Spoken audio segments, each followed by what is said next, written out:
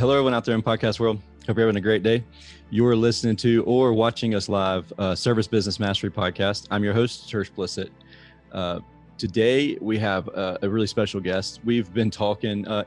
So we normally we meet up at like 9 o'clock every Wednesday morning. That's whenever I do my first interview on Wednesdays, and typically we'll talk for 4 or 5 minutes, and then we'll go live.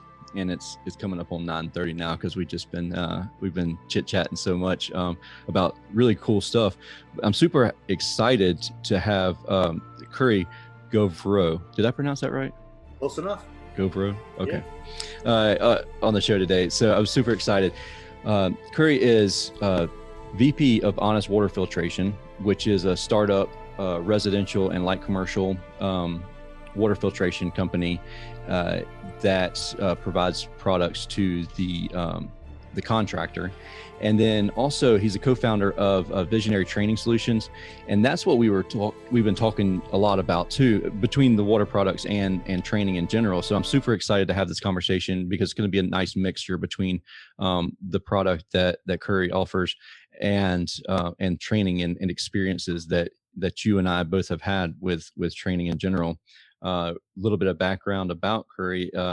He was with Clockwork previously and was in charge of a lot of training involved there. So that's where he got a lot of training background. But before that, he was in the Marines and in law enforcement for 2 decades. So definitely well versed in training and processes and procedures. I'm a veteran in the U.S. Air Force. I was TAC-P, combat control. And so I'm very familiar with that process. And for those of you who don't know, Julie, she's still she's a nurse in the medical field in the Air National Guard. So That's cool. Special shout out to everybody that's in the military. Special thank you. Thank you to Currie for that. So welcome to the show, Currie. Thank you. I'm so excited. It's nice to be here. Yeah. So tell us, I guess, fill in the huge gaps that I left there in your background. Well, you mentioned, so when I graduated from college and I went into law enforcement, I started right off the bat. I was asked to do a quick training session, and I enjoyed it so much. This is back in the 80s. I enjoyed it so much that I looked for paths throughout my career to where I was training or coaching. I was a field training officer. I was the lead or the primary instructor at the academy for 2 years. I was a sergeant. And I went and I got my master's degree. I started teaching at college. So I've been teaching in colleges since 2006. I still currently am an adjunct professor at 2 different universities. But my real passion is, and there's a difference, that my real passion is training and coaching rather than teaching. Yeah. Teaching is academic and formal. Mm-hmm. Training and coaching is where you can, the rubber meets the road, and you can actually see the success that people have with the concepts that you train on. You see those aha moments. There's really, I've had this happen more than once where someone has told me that I've changed their life. I believe I never had that happen from a college student. Okay. But I've had that happen in a training environment. And, if that doesn't fulfill you, maybe you need to reorient. Oh yeah, absolutely. So to your point, when we started Honest Water Filter, we believe that it's everybody's opportunity, that anyone should have the chance to have good, clean, fresh water. Okay. And we believe strongly that the plumber is the person that should be bringing that to you. Mm-hmm. And so with that in mind, we started the Honest Water Filter with a brand new product technology. It's basically, in a nutshell, a cartridge system for the home. Okay. Now, home. Is this one of those big things that we see like in people's garages or right outside by the outdoor condensing unit, the HVAC system? So that's the old stand-up, loose granulated carbon systems. Mm-hmm. Sometimes they'll have a softener there. Sometimes you'll have a big reservoir that, where the water goes in and whatnot. Yeah. Our system is incredibly compact. It attaches to the wall, and depending on what include in the system, it's normally a 2 or 3 cartridge system. They're about 24 inches high Okay. and about 21 inches wide. So And these can be used in even in condos and those type of applications. we do have point of use products as well. So what you would put maybe under a sink. Sink. Mhm. Um, and so and we even do we've done several where like townhouses and whatnot, they have maybe pinhole leaks, and we have cartridges that have a hard water solution that helps prevent pinhole leaks, and we can do Mm. that for the whole subdivision. Oh, wow. So like the main water coming into the Correct. subdivision. Yeah, Now, the beautiful thing about the product is that it's plug and play. You can put as many cartridges as you need to satisfy that environment. So, for instance, we had a house in San Diego. Tersh, you would have appreciated 17 bathrooms. wow. A little We tiny put house. That's like Oh, a that's a it was the McMansion. It was massive, right? We put 8 cartridges, so 2 rows, 2 banks of 4 cartridges each, wow. and so there's no environment that you can't use this in. It's just a matter of what the system will draw. How many gallons per minute do you want, and how long do you want the product to last until you have to change out the cartridges? Gotcha. So how do we as a service expert, how do we know how to size that properly? Is that something that you would teach us how to do, or are they like real standard It's sizing? really, yeah, it's really pretty standard. Our standard system is good up to 3.5 baths. Okay, so it's sizing off of bathrooms Yeah, basically. yeah, that's the best way to do it. Okay. The cartridges, every single one of our cartridges is NSF certified for performance, which is very rare. So if we tell you, for instance, that you have 530,000 gallons in this unit at a submicron rating, NSF has certified that you're going to get a submicron filtration up to at least 530,000 gallons. Gotcha. We're the only point of entry cartridge system, whole home system, that has a certification in California. Gotcha. We're Wow. the only one because they're the most strict. Yeah. Oh yeah. Obviously. You know, and so the challenge that we face is that for decades, guys like you, Mhm. people who run residential service, especially on the plumbing side, have been told a myriad of things about water treatment. Oh yeah. And all of those things, those performance numbers, are just that. They're told to you. And we Right. decided that we didn't want to play that game. We're going to get certified for our performance. Yeah, because it's one of those things. Like we've even had it's wild. Like we've had systems like HVAC systems that we've lost the system sale because someone was certified by some like or they weren't certified. They were told that they put on a piece of paper that they told the consumer that they had this particular certification or whatever. And I was like, man, seriously, like I could put that exact same thing on there. Like it doesn't like Yeah, there's nothing you've done. You've actually done nothing there. So to actually get to do this certification right. is really cool. Yeah. Well, the certification was very expensive. Mhm. Oh yeah, I could only imagine. It was very expensive. But the beautiful thing is that this technology is just an enhancement over previous technologies that have been used in the industrial and commercial complex. So if you go, for instance, I don't know if you in Savannah, you go to Starbucks or Dunkin' Donuts or, and you look, every one of their machines that Mhm. water touches has a cartridge based filter on it. Oh yeah, like all of our convenience stores. So we do like all the Chick-fil-A's There you go. and all of their ice machines. We have to have cartridge filters on all of them, and we have to change them out constantly. Our manufacturer is the principal manufacturer for most of those cartridges. Oh, cool. So I need to talk to you because them things are ridiculously expensive. I need to bypass somebody. Yeah, we can help for sure. And what's interesting is our CEO Eric Brockmeyer has been a plumber for 30 years, but he's been in water treatment for 25 years or so. And Mhm. he was brought in. He's been friends with the owner of this manufacturing firm. He was brought in about 4 or 5 years ago. They were working on a project for McDonald's, Okay. and McDonald's asked for a higher capacity cartridge. And while they were working on it, because capacity is what's prevented cartridge filtration from going into the whole home market. Okay. Because think about it, a homeowner doesn't want to switch out their cartridges every 4 months. Oh no, it just won't happen. So Eric started working on this project, and he started seeing capacities of, when a single cartridge, 260,000 gallons, Hmm. right? Or imagine this: how long would it take a homeowner to run 50,000 gallons through their kitchen sink? Oh, that'd take a little while. And one of our point of views for the chlorine markets can go up to 50,000 gallons. So is the chlorine market more harmful, or is it like a well system? Well, it really depends. So you have Okay. chlorine, chloramine, that are both municipal based, water, and then you have well. Hmm. Every single well is different. Your neighbor, if they had a different well, would have a different water report than you would. So we focus on the municipal market, Hmm. but we have the capacity to service wells, but we demand a water quality report so that we can assure that we give you the right products. Okay, cool. So that was going to be my next question. Do we have to get the report on every job, or how does it even work getting that report?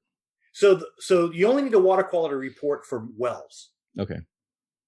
Your municipal water is pretty standard. It has to meet EPA guidelines, so that's your threshold. Okay. And what happens is when the water goes into the home, the homeowner, if they don't have any kind of filtration, they're just assuming the safety of that water because it's municipal, Hmm. which is really silly. So, as you know, most people don't drink the water from their tap anymore, Mm-mm. Nope. right? They bottle water, they get it from their kitchen refrigerator or what have you. They use a point of use. We want them to have this high quality water at every single outlet in the home. And so when you have municipal water, the primary things you're worried about are hardness. Hmm. Whatever disinfectant they've used, it's usually chlorine or chloramine. And then anything that ends up in the distribution system after the water has left, so you end up with Right. pesticides and herbicides, and I mean, the list is a myriad of things I can that only you end imagine. up with in your water.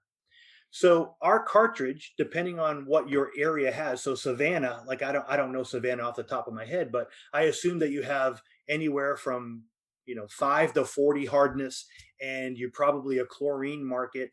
And we have a filter that will uh, work against the hard water solution. Hmm. I mean the hard water minerals.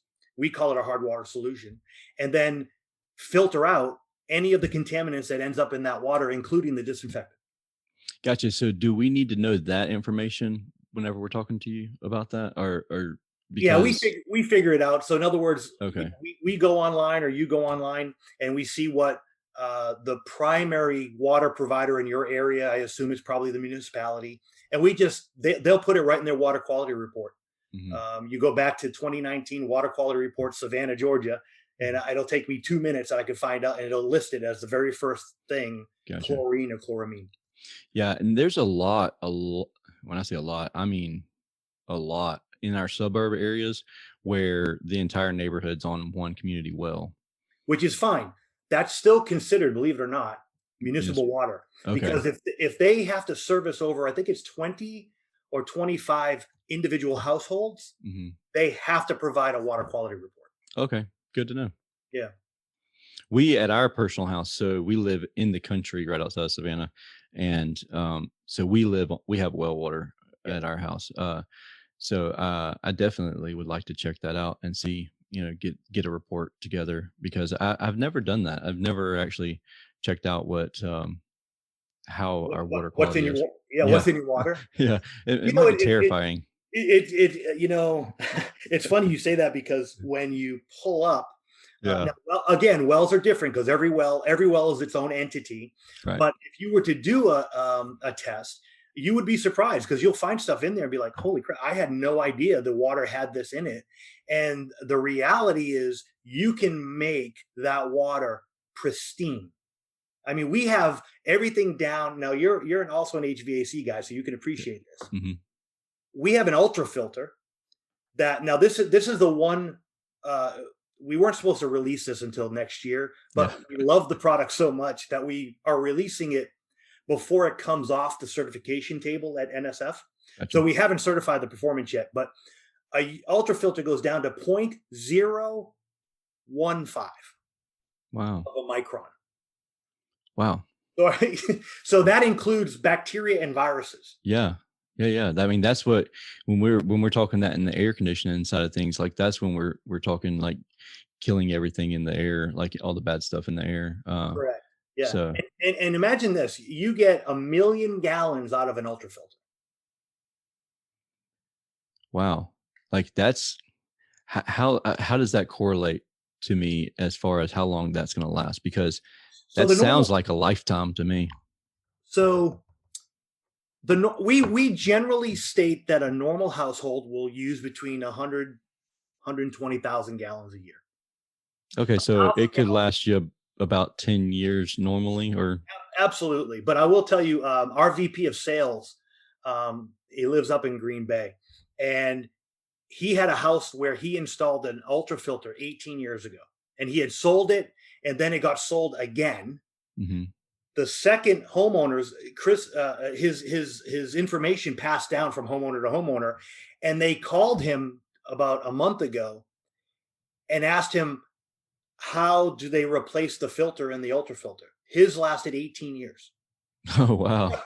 but and then finally the filter started to diminish the flow, and that's how they figured out they had to replace the cartridge. So on our Facebook Live, Chat is a buddy of mine, and he runs a local plumbing supply house, and he was asking where the product's made and the U.S. distribution, where's it located, and then also the lead time to get the products to Savannah. So great question. So everything is made in Temecula, California. Okay. We get our heads from a different manufacturer that's also in California. It's all assembled and shipped out from there. It's all FOB. So, to Savannah would probably be a 4-day ship. Um, our production, like most things, and I'm sure that if you sell IAQ, you kind of had this this year where the Oh IAQ yeah. products were a little bit behind on production. Mhm. We're still that way a little bit, maybe 10 days production at this point. Okay. As far as distribution, we are building a dealer network, and our dealers have to be plumbers. Okay. So that's primarily because Eric's been a plumber for 30 years, and he believes that plumbers should be the only ones offering this product to the homeowner. Hmm. So would you consider uh, some companies will split apart or they won't offer plumbing, quote unquote plumbing, but they would do drain cleaning? Yes, as long as they're a technician, Okay. Okay. and so we don't want, for instance, we want a plumber installing this product. Okay. We will never sell to the homeowner ever. Hmm. And our training is based, and our business model, quite frankly, is based on a dealer network made up of plumbers and technicians who understand how. Tersh, this is such an easy install. It's water in, water out. I mean, it doesn't get any, there's no ionic exchange. There's none of that kind of discussion. It's simply plumb it in, plumb it out. You just have to know what the right product is and how many cartridges to use. And again, they're installed in parallel. And what that means is the more cartridges you add, the longer the life. Hmm. You're right. So let's say Right. the homeowner says, well, I want to get 1 million gallons. Okay, we're going to give you 4 cartridges. Now, with that being said, does the first cartridge ever clog up so that you like the fourth is always the cleanest? So it's interesting. If it was in serial, Hmm. meaning one, Oh yeah, right behind the other. then it would happen. Yeah. Okay. We have two versions of what we call a submicron filter. It's a 0.2 filtration. So we're one of the first entities that are certified to be able to make a health claim on the 4 most common bacteria found in municipal water. Wow. But when you install the submicron, you have to install a pre-filter in front of that. That's a 10 micron filter. Okay. So all the water goes into that first filter, comes out, and then goes into the rest of the filters evenly. So they will Gotcha. not have the first one because the water goes into all of them and goes down and then comes out together. But the The pre-filter. the pre-filter gets changed out every year Okay. for the submicron systems. Okay. Okay. So there is a product out there that we have used in the past for air scrubbers, like air scrubbing, or ionization type product. They introduced, or they, I don't know when they introduced it, but they offered it to me a couple of years ago, maybe 2 years ago. And basically they were telling me that this product, we could put it on our ice machines and it would get rid of the calcium buildup and all that stuff. But it, I don't believe so. I didn't go into too much detail about it because it was a really long lead time on the product. But it's, I think that it put in ozone Okay. into like through a tube into the coil area. Okay. Does that sound right? It's possible, but normally ozone is on the viral side or the bacterial side. So Yeah. right, so it won't necessarily affect scaling. Well, I'd say scaling. It's supposed to like all the gunk and stuff that grows inside of an ice machine. You know, when you get them blacks Yeah, and stuff and yes, because that's actually live stuff. right, Yeah, microbials of some sort. absolutely. So, believe it or not, one of our products is a ozone bottle. So it's a bottle that you put regular tap water in and you spray it and it delivers Ozone. viral killing ozone. So is that how does that product work? I mean, is it something that we would use for an ice machine, or is this something No, that you would clean a house with? both.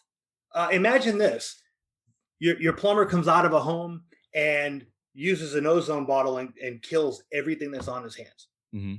Uses it in his truck, Yeah. right? We on our website, honestwaterfilter.com, all of our products are listed, and you can go to it's called the Enozo spray bottle, and they call it the aqueous ozone and why it's better. Mm-hmm. And so it's really interesting, but I'll pull it up just to read this to you. It will reduce coronavirus. So it'll say it. It says it. It says it right on it. 99.9% reduction of E. coli, staph, salmonella, human coronavirus, surrogate virus, all of this stuff, because it's ozone. And to your point, you know, I've had a HVAC system and it has the ozone in there with the UV light. Yeah. Same thing. Okay. Yep. Yeah, actually the product that I'm talking about is made real close to you where you live. But I didn't ever use it for the ice machines, so I can't talk. I can't say if it worked or didn't work or whatever. Right. Well, you know, the from a spray, you know, to spray, Yeah.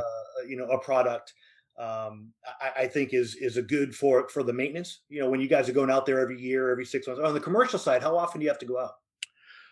Quarterly, typically. We like to do it quarterly. If we do it biannually, then it turns into what could be an hour process turns into 2 hours because we're tearing things completely apart. We our water here is even with our water filtration systems, there are certain municipalities here like Statesboro. Have you ever heard of Statesboro? I have. Okay, so Georgia Southern, like that's that area there. We have a couple commercial clients and their ice machines, man, we change them out. We change out their water filters at least every 6 months. Sometimes it's more often than that. And we're still like the supply line is just like hard as a rock just because it's got so much built up in it. Yeah. That's interesting. So what that tells me is that the filters that you're using are probably a higher micron rating. So they're expensive. Is the more expensive stuff the higher micron? Because well. So there's three factors inside a cartridge filter. Okay. You have whatever your media is, and that's for your your chemicals and getting rid of all that stuff. You have whatever you're using for hard water. Usually in a cartridge, it's a polyphosphate, Okay. and then you have whatever level filtration you're doing. So a standard, like a loose granulated carbon system usually is around 20, 25 microns. It can go up to 75. It can go down to sometimes 5, but rarely. Mhm. Our base filter for the home is 5 microns. That's our entry level, Wow.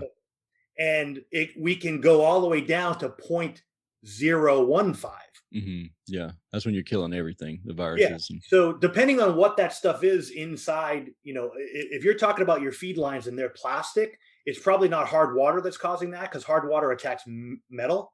So it's yeah, probably buildup. yeah, it's the rubber Right. lines that Microorganisms is probably what's in there. okay, I'll be honest, I just assumed it was that because it was just Yeah. white buildup. Yeah, it could be, but again, it just depends. You can't use polyphosphates in any other application except in a cartridge. Here's an example. Have you ever installed a tankless water heater? Mhm. Yep. You know how many of them, to fulfill the warranty, you have to have some kind of protection in front of that water heater, Right. like a Mhm. heater treater or something like that. Yep. All that is a polyphosphate cartridge. Okay. That's all that is, because polyphosphates sequester the hard water minerals, and they don't allow them to attack the metal inside that unit. Yeah, we were talking about that yesterday actually because we were talking about flushing water heaters and what all is involved in Right. maintenance agreements and stuff.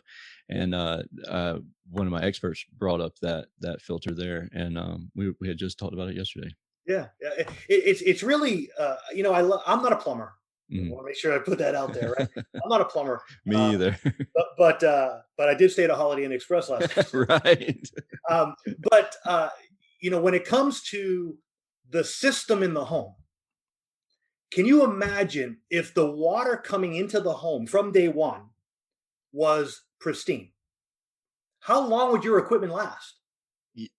Totally. I totally agree with that. I mean, yeah, because I'm thinking on commercial applications, like there's ice machines that have died early just Yeah, because of, and then there's some clients of ours who they don't want a maintenance. I don't I can't explain that, but they don't want a maintenance. And right, so it's like when we're changing the filters out, it's a repair right. versus a preventative maintenance thing. And that's happened I feel like that's happening more often than not. And then so they have 5-year-old ice machines that need massive rebuilding or even replaced, and they're like, man, these are Hoshizaki machines, these are They are Scotsman not. machines, Yeah, they these are are not. expensive. Yeah, Yeah, why yeah, why are we replacing them after 5 years? I was like, maintenance, yeah. man. Well, I like to, you know, people need to see that your product or service is being used and appreciated by other entities, right? True. Well, I told you that this whole path, this whole journey started for us because of McDonald's, Right, yeah, yeah. right? So if McDonald's uses the same technology that we're offering to the homeowner, do you Mhm. think McDonald's would put their equipment at risk? Right. They know how much, I mean, that you got to Right. when you're that type of franchise, you gotta know the, how much each piece of equipment is Right. costing you per year. Absolutely. So the money that they're spending in the maintenance Mhm. is actually protecting the investment they made in that $150,000 ice machine or whatever it was. Whatever it costs, yeah, that's Yeah. crazy. I mean, that's like a house in some places, That's a house here. right? So they have to protect their investment. People, you wouldn't buy a refrigerator without a filter. Right. Why are we buying houses and not putting filters on them? I don't. It's crazy to me. That's a good point. How about the actual fixtures themselves? So, uh like my shower head, we're Yeah. constantly having to, so we have one of those rainfall shower Yeah. heads in the Yeah. master bathroom, and like I have to reach up there and like clear out some of them holes every now and then. They start shooting sideways because they get build up on So that's the hard water minerals. That's the scale deposit that comes. So what them. happens Okay. is when the minerals start hitting oxygen, Hmm. and they start to crystallize, and you get that scale buildup. And if you don't have a softener, you I need don't. something to address the hard water. Gotcha. And so the polyphosphates are now available. And here's the difference. A softener changes the chemistry of the water. Okay. Okay. And it's very challenging for a plumber to be able to discuss with a homeowner what a Yes. softener does if the homeowner's not familiar with it, right? Right. They have to explain its ionic exchange. I mean, come on, man. Right? Just getting Where that word out is Yeah, like a exactly. tongue And twister. and years ago I trained this to plumbers, and you're sitting there talking about molecules and chemistry, and come on, this is a filter. You don't need to know how it works. Right? It just works. What polyphosphates does is, instead of changing the chemistry of the water, it just sequesters the minerals in the water, and they're not allowed to attach themselves to anything, and then solidify. Say that one more time. So the instead of it being a water softener. Yeah, so it doesn't soften the water or change it. What it does is it sequesters the minerals in the water. That's how polyphosphates work. So polyphosphates, they call it a slug. So there are polyphosphates in the cartridge. As the water travels over the polyphosphates, they start to dissolve, Mhm. and they put like a bit of a coating. Anywhere the water touches that has the polyphosphate, it coats that surface. As time goes on, as the hard water minerals are entering the system, the polyphosphates actually kind of embrace them, sequester them, and they just ride right out into the drain, and they don't attack the metal. Okay, that was going to be my next question. So that's where it all goes. Okay, Yeah. perfect. So Okay, because that's only the hard water that we're talking about. We also have to talk about the disinfectant, the chemicals, because in your case, you probably won't have disinfectant because it's a well, but we'll you have go, chemicals from all the farms around us probably. oh, I can only imagine the Roundup we drink. the Roundup, the pesticides, the herbicides, all the other stuff that farmers use, right? Mhm. Farmers will tell you flat out, don't drink the water around any farm, Yeah, oh, yeah. right? Because it's decades and decades Of of stuff they all had no idea what they were doing. exactly of Yeah. all this. We have a dealer up in Chicago, and one of their plumbers was from a rural area where there were all farmlands, and he said that if we were to go into the agricultural Yeah. channel, he goes, we would kill it, because to be able to have a filter that's this easy and last this long, Mhm. farmers would just die for it. So it with the we're talking kind of insulation a little bit, but can this be installed outside, or does it need to be UV protected? Like, does it need to be inside of a mechanical closet or? It can be outside in heat areas, but not in freeze areas. Okay. Yeah, we don't have to deal with freeze areas here. It's Yeah, like 30 degrees outside this morning, and that's kind of the coldest it's going to be. right. It was 43 for me. I'm in Florida. Yeah. Mine's outside on the wall where my water main comes in. Most of our applications are garages Okay. or basements, Got you. right? But for instance, in Arizona, there's a couple. We have a dealer in Phoenix, a dealer in Kingman, a dealer in Prescott. They all are outside, Hmm. so it's UV rated. Okay, that's what I was going to ask. So it Yeah. doesn't have an issue with UV, like making it real brittle or anything. No, but we do have a cover, an Okay. exterior cover that they can buy. It's not overly expensive. It's just a aluminum, it's white, powder coated white. Gotcha. But we do have a cover. But again, like in Austin, Texas, because of the way Texas is, and every place is different. In Austin, they have to put them in the yard. Really? So yeah, so what our dealer in Austin is doing is he's buying one of those garden kind of protection Yeah. things. I don't know what they called. It's actually on our website. We have a picture of it. And he has like a pre-built kind of manifold which Yeah. sticks. Hmm.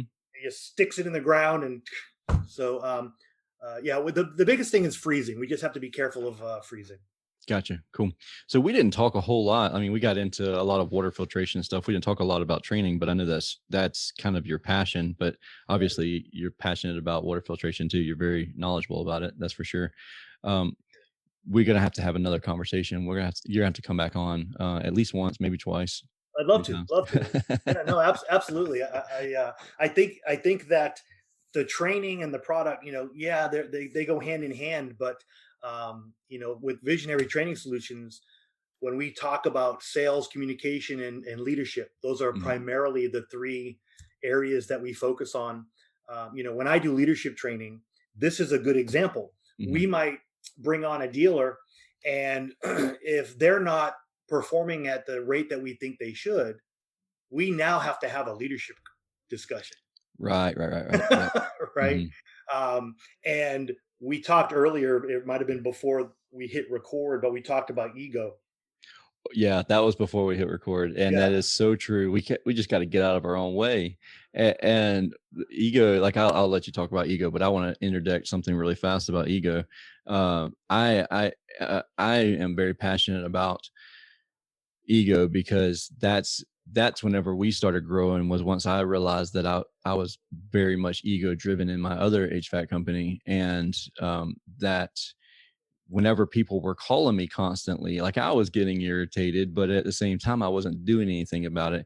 And it was because of that dopamine hit that I was getting every time that I was needed. So Right. then it inflates my ego. So, like, I'm needed. I need to be here. I need to answer the phone because they can't figure it out unless they call me. Right. And so that's like, you can say you're irritated at getting bombarded with or being a crutch for all your service techs or whatever service experts. Uh, but if you don't do anything about it, then are you not the crutch to your own crutch? I mean, are you not creating the crutch because of your ego? You need to feed your ego because they need you and you like that, even though you say you don't, but subliminally you feel like you do like it. Um, so yeah, just that's my little. I'll get No, off my soapbox on ego there. no, it can be very, very challenging. I learned a long time ago that the best leaders that you've ever been around were unselfish. Yep. And what that means is a leader has to want to develop their people. Yeah. They have to want their people to not only be engaged, but also to empower them to make decisions on their own. Absolutely. So we And have a policy that we put in place that you can make a $500 mistake every day, right, and you won't get reprimanded, but you have the ability to make that mistake. So then there's no you don't have to worry about that constant like right. They monkey should. on your back that Right. you're like, if I make a mistake, am I going to get fired? Whatever. Many times over the years, I've had team members lament that they had made a mistake and they apologize. Right. And I try to explain to people that business is not an arena where you need blame. True. You just need We're not here to solutions. Yeah. blame. Is this something that we need to look at so that it doesn't happen again? What can Right. we do to prevent this from happening again? I have my wife was involved. We have two children. Um, they're both adults, Yeah. 25 and 22, but they never got punished for making a mistake. That's cool.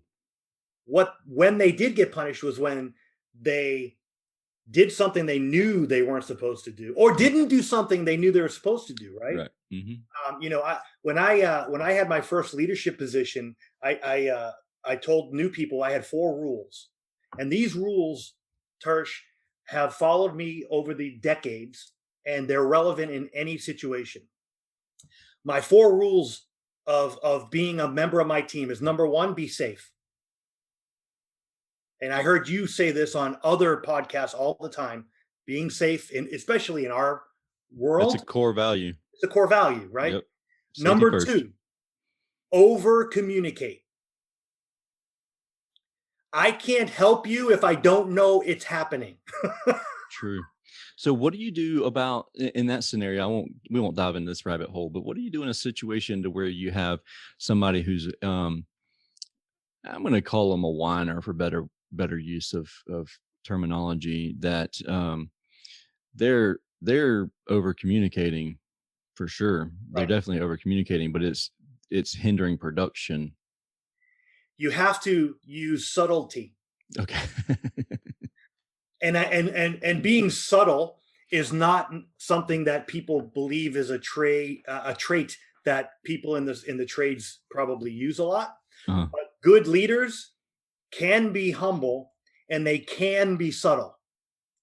And you can, and this is a whole other thing because I do a whole communication thing. And um, in another podcast I did, I talked about 4 rules of leadership communication. And one of them is nonverbal. You can say a lot with your nonverbal cues. Absolutely. Yep. All right. So my third one. Mhm. This is one you're gonna like. Don't make me act like a manager. Yes. I do like that one. And that's where if you do something you're not supposed to do, or you don't do something you're supposed to do, now I have to act like I'm the boss. Yeah, and so I love that rule because Julie and I, my wife, she works with us. She runs the office side of things, and we'll talk about things. I'm like, man, I'm gonna have to start micromanaging people. Like, I hate micromanaging Right. people. People hate being micromanaged, Yeah. and it's like you said, like, don't make me do that. Don't make me become the manager because Absolutely. I'm watching you. Right. You have to be accountable. You have to put in your KPIs. You have to tell me your KPIs. So we all know what you're doing and not doing. Don't make me start micromanaging you. This goes back to the obligation. But does your employee, your team member, have an obligation to you? Yeah, yeah, yeah. I like They that. I mean, do, right? what I don't know if we say that again because I don't know that we had that on the show. I think we might have said that beforehand. In leadership training, we talk about the word obligation, Hmm. and you have an obligation to your team Hmm. to treat them the way you want them to treat your customers. Yeah. They have an obligation to their customer to do everything that their expertise, knowledge, skill, and experience brings to the table so that they can improve that homeowner's life and environment and all of those things. And then they have a 360 degrees of obligation because they have an obligation to you to do what they want you to what that you want them to do. Yeah. Yeah. Yeah. So in other words, if you say, okay, we are now selling honest water filters, Hmm. they have an obligation to incorporate that into their day to day. You will have someone on your team at some point, if you run a business long enough, who refuses to do what you ask them to do. And it Oh might yeah. be selling maintenance programs, it might be upselling to tankless, it might be repipes, whatever. As a leader, it's your job to try and get them to learn more, educate themselves, and then perform at the level you want them to, or show them the door Right. Right. Yeah. Totally. because I you're agree. running a business. Yeah. And as harsh as this sounds, so I'm not the best communicator. I try. I'm way better than I was 4 years ago. My wife is constantly working on me with this, but each person in our business is a tool Yeah, for our toolbox. yeah, And if you are a flathead screwdriver and half the tip of it's broke off and we can't fix you, you're useless to me. right. Like, 50% of the times you'll work, but the other 50% of the times you don't, you're useless to me. So I need to replace you with a better screwdriver. You know, it's sad, but in every leadership program I've ever conducted, I start out by telling the attendees. Now, these are people who run anywhere from $2 to $30 million organizations. Nice. When you implement the concepts we're talking about here and you go down this journey, the class that I developed is called Journey to Intentional Leadership.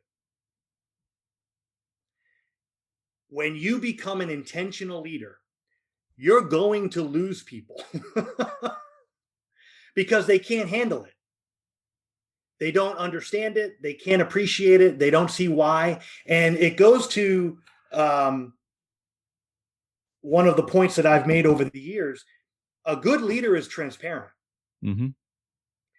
Your people will, for lack of a better term, get on board when they understand why you're implementing these Yeah. changes. I mean, that's Simon Sinek all over. It is Simon Sinek, Know right? the why. Yeah. And to Simon Sinek's point, my fourth rule that I was telling you, the over communicate, be don't make me act like a manager. My fourth rule is have fun. Yeah, I love that. Right. So if you one of our core values is a great place to work. There you go. And because you have to like what you do and who you do it with. Mm-hmm. Yeah, you have to.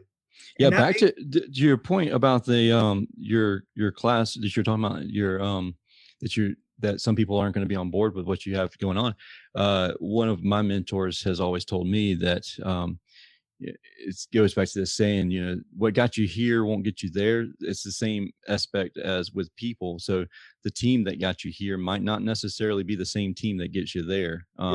And so, and those are going to be the people like you, and it's hard for me because I'm the type of person who, once I develop relationships, I can overlook poor KPIs. And it's to a fault, probably.